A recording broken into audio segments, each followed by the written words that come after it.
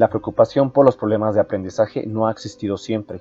Aparece sobre todo ligado a la extensión de la escolaridad obligatoria y a la observación de que algunos niños se retrasaban en los aprendizajes básicos. El término de trastorno del aprendizaje conceptualmente viene a señalar las dificultades en la progresión escolar que pueda presentar un niño o adolescente, inmerso en un sistema de enseñanza establecido por una sociedad ambiente determinado. El concepto de dificultades de aprendizaje ha ido evolucionando desde su traducción literal del inglés Learning Disabilities. Las diversas definiciones han sido influenciadas por factores como la aplicación de la prueba, el investigador y los recursos metodológicos con los que contaban.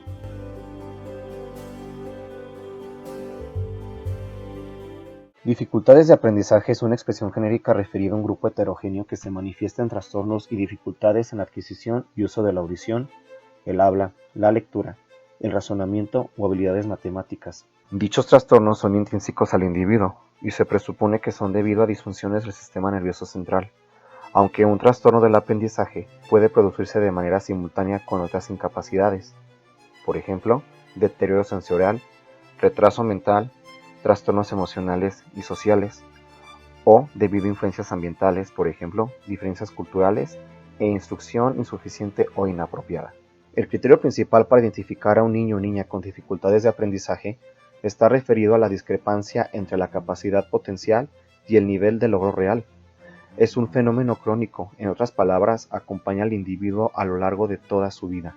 Esencialmente se valora la personalidad del niño, su sistema de relacionarse, su forma de presentarse, si su afectividad es defensiva o establece un buen contacto relacional, si presenta miedos, angustia, etc., así como el nivel de maduración psicomotriz, descartando la presencia de dificultades, tales como la agitación, la inestabilidad, lentitud, fatigabilidad precoz y déficit de atención secundaria.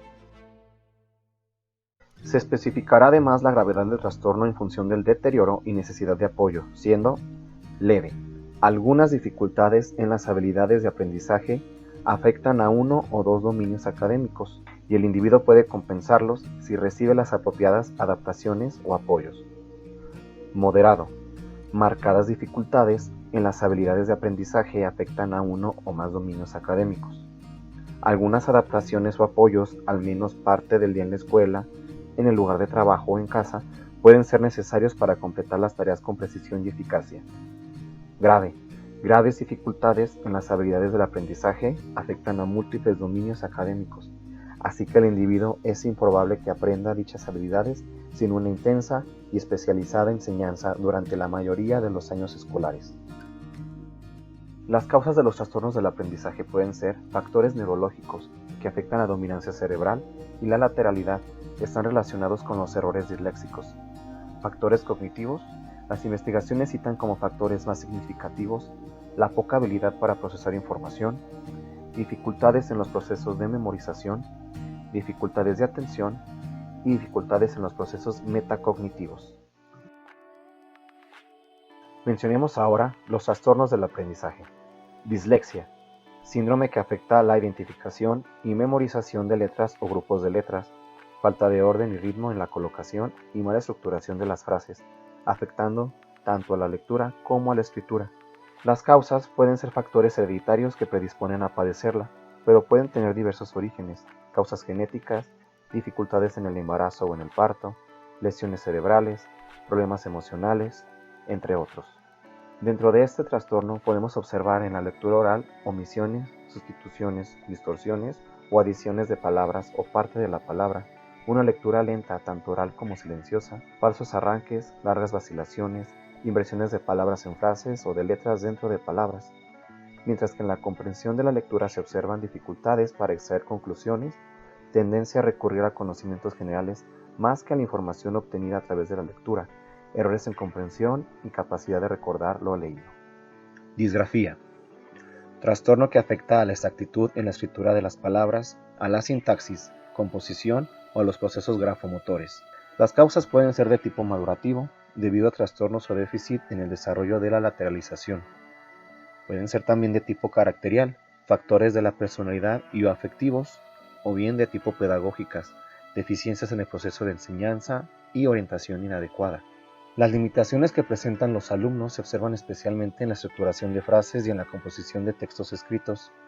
Su grafía está afectada y es frecuente que presenten múltiples errores ortográficos y de puntuación, pero sobre todo una estructuración inadecuada de las frases. Discalculia.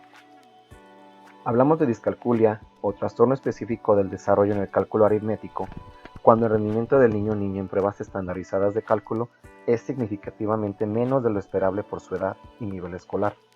En otras palabras, la discalculia es el trastorno específico del aprendizaje de las matemáticas. Sus causas pueden ser fallas en el pensamiento operatorio, fallas en la estructuración espacial y errores lingüísticos. Destacan alteración de la lectura y escritura de números, confusión del lugar de las cifras en el tablero posicional, dificultad para ordenar adecuadamente y dificultad en las series numéricas. Trastorno por déficit de atención e hiperactividad. Los niños con trastorno de déficit de atención e hiperactividad pueden tener problemas para prestar atención, controlar conductas impulsivas o ser excesivamente activos. Es normal que a los niños les cueste concentrarse y comportarse bien de vez en cuando.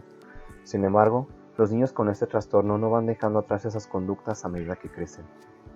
Un niño con este trastorno puede presentar las siguientes conductas: fantasear mucho, hablar mucho, cometer errores por descuido o correr riesgos innecesarios, tener problemas para resistir la tentación, tener dificultades para llevarse bien con otros, etc.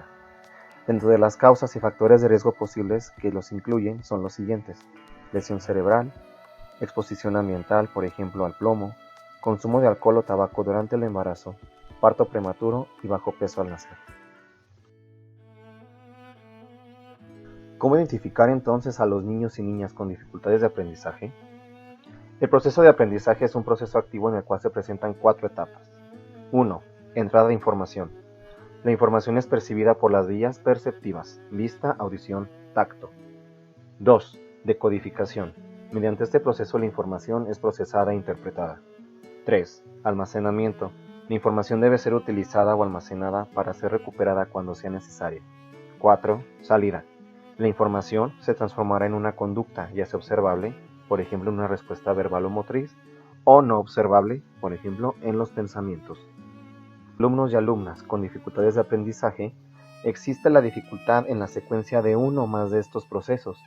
En tal motivo, hablaríamos de una disfunción que interferirá con los demás procesos. La propuesta de trabajo de diversos centros especializados en la atención a niños y niñas con dificultades apunta a una acción conjunta de diversos profesionales de la comunidad, donde la escuela, con su agente más significativo, el docente, se convierte en un elemento importante para la prevención y detección de las posibles dificultades de los alumnos que asisten a ella. El docente puede percatarse de las dificultades que tiene el alumno para aprender. ¿Cuáles son sus principales dificultades? ¿Qué cursos les son más difíciles? ¿Cómo es su ritmo de aprendizaje? ¿Cuáles son las características del entorno del niño? ¿Y cuáles son las características de la familia? Es importante recalcar que el docente es el profesional que tiene mayor facilidad para contactarse permanentemente con los padres de familia. Además de este conjunto, también debe de ser realizado un diagnóstico por parte de un departamento psicológico, que tendrá como finalidad analizar las posibles causas que están interfiriendo en el rendimiento escolar del educando, por lo cual hará la evaluación al niña o niño para definir qué áreas del funcionamiento cognitivo o de las vivencias afectivas están presentando alguna alteración. Además, revisará el informe del docente que le permitirá mayor información significativa del niño o la niña. Con toda la información recabada, se llegará a conclusiones que serán viabilizadas mediante recomendaciones específicas tanto para la familia, el docente, así como posible derivación a otros especialistas.